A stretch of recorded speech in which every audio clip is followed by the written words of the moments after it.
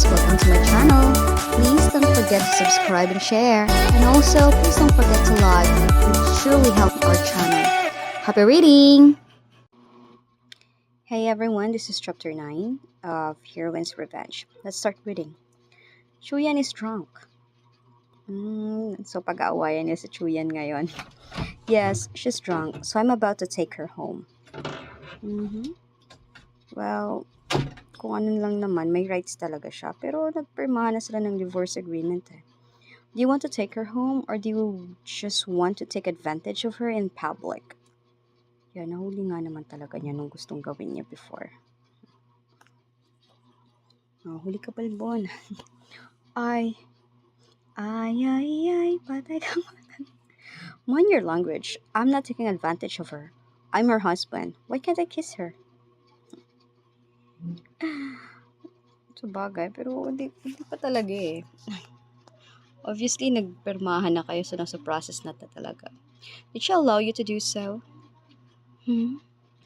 Nagising si Chuyan. You're awake? Let's go home. May pa-smile pa siya. Akala mo talaga ikaw yung anuhan niya. Kakampihan. Put me down.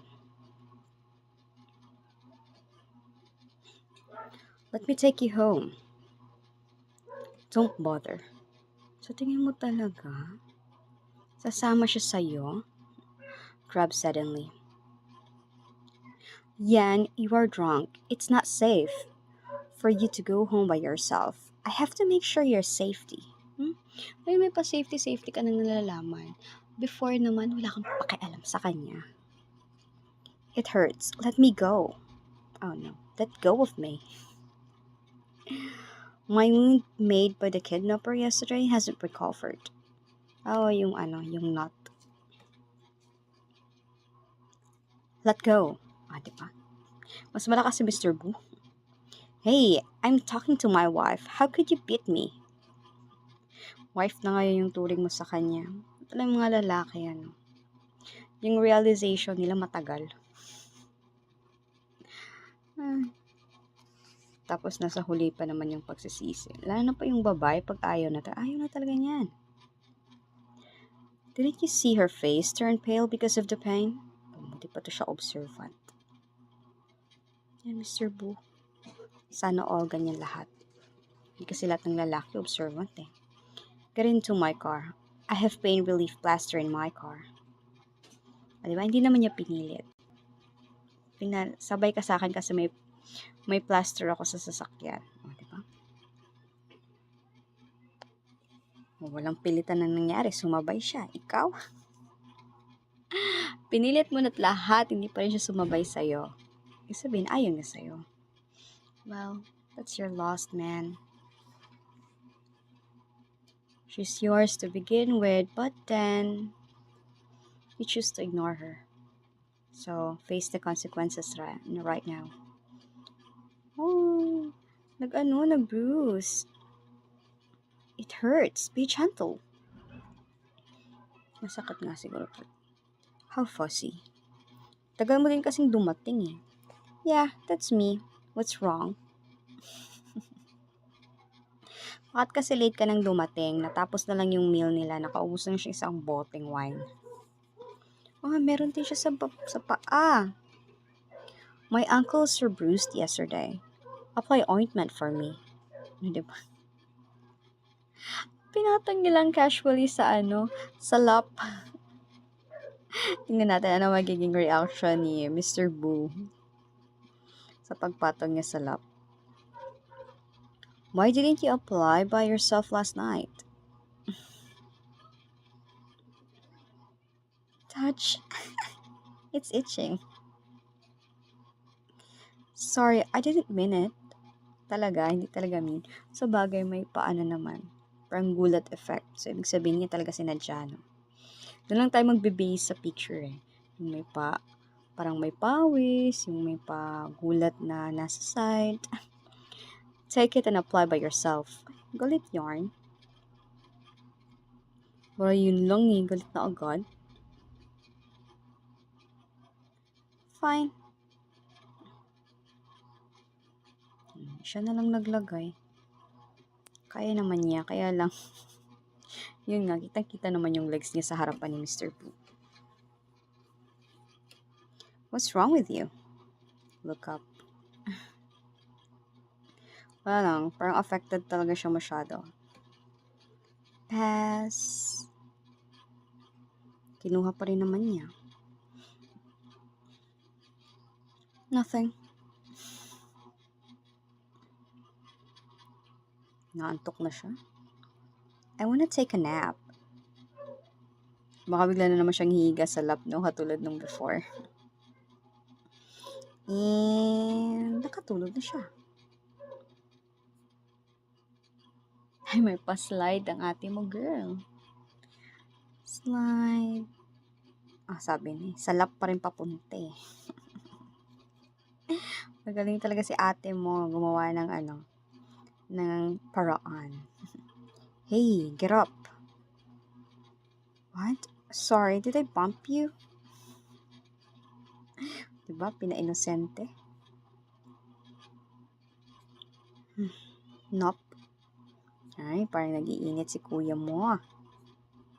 Tignan natin. Haba, may ebidensya. Did they just... What? Did you just what?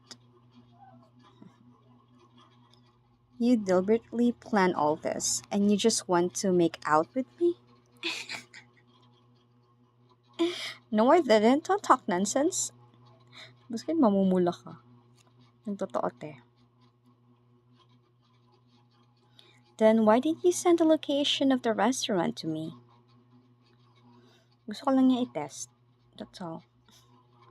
I was just curious about whether you would come. And you really come. I came, and what are you gonna do? Since you came, it means you have feelings for me. May conclusion na agad.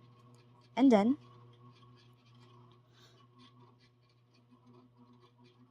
what are you staring at? Shrink ko din pala. Tatakot yan. You. Oo nga, na-prove na niya na may gusto siya. So ngayon, anong next? Oo nga, anong kasunod? You flirted with me several times. This is what you should get. Ano yarn? Uh-oh. Okay, let's check the next chapter. Hi everyone, this is chapter 10 of Heroine's Revenge. Let's continue reading. And they make out at the back? No way. Come back to her senses. I can't now. I haven't finished the divorce formalities. At least, may sense pa naman din. Kasal pa rin siya. Finish it tomorrow. So tomorrow na nila pa-process. Since you asked me to divorce, you should promise me to request. Oh, to a request? First, you should spoil me unconditionally and at my disposal. Second, no marriage but only dates. No marriage but dates? Race bros. Ano yun? Date lang? No marriage? Why? Cause...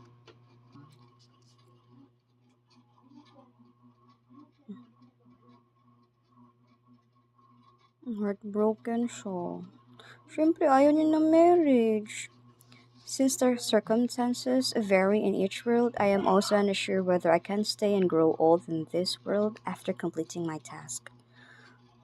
So dates lang, walang marriage. Because I've experienced a bad marriage and I don't repeat the sorrow again. Yun na lang yung reason niya. Sabagay. Okay, let's have no marriage, only dates. Then, Mr. Boo, let's make it clear. Are we formally starting to date now?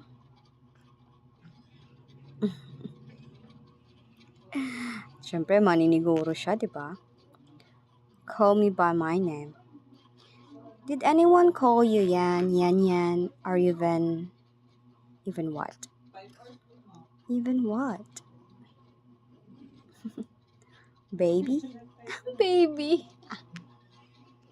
Sa tingin mo, papayag siya at tatawagin mo siya baby. Look forward without turning back. Stare. Do not call me like that. Oh, ayaw niya. How about I call you Yan, but you must call me baby? Nag-blush. That's disgusting. Pero nag-blush naman siya. I want to force him tomorrow then. Pretend to be angry. Anyway, Fu Tingchuan said he wanted to get to know me again, and maybe after spending some time together, I realized it's not that bad after all. He should be willing to call me baby, right? Dare you repeat it? Narrow eyes. Bakit itchy? Dapat stop that or I'll bite you. Go ahead. Roll up the sleeve. Magpapakagat na lang siya. It's tough. Matigas yung balat niya. Fine, I can let you go today, but you'll finally call me baby someday. You're sealed and you belong to me now. I'm generous, so I won't settle the scores about your previous affairs with you. Sit straight. But if you have guts to flirt with any other woman later, I'll... Oh, Pat. I'll make you suffer.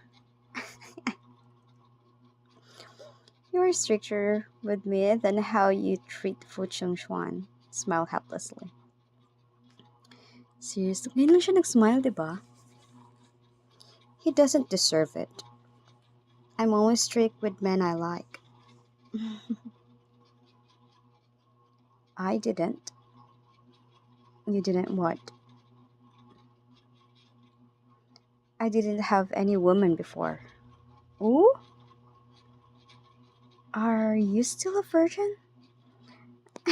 Are you suspicious that I'm impotent?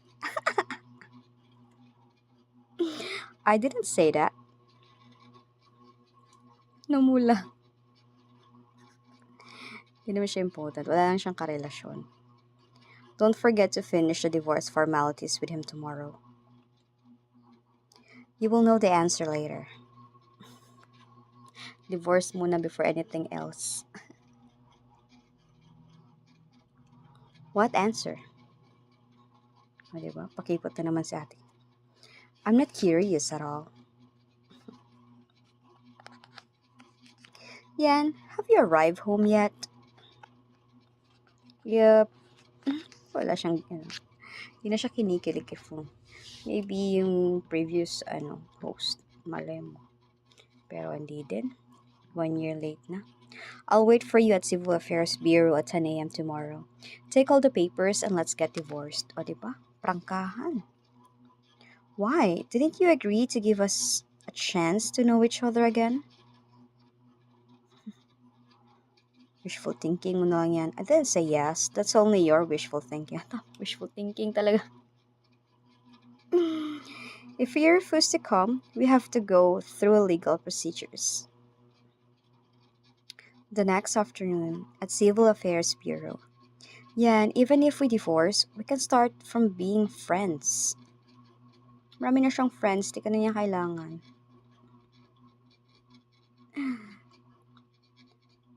Where are you going? I can give you a ride. Hindi ba? Oh my God, habol ka ng habol. Dati, nahabol ka. Baliktad na. And here's Mr. Boo. At nilabas niya talaga. O, diba? After divorce, doon siya sa boyfriend. May boyfriend agad. Where are we going now?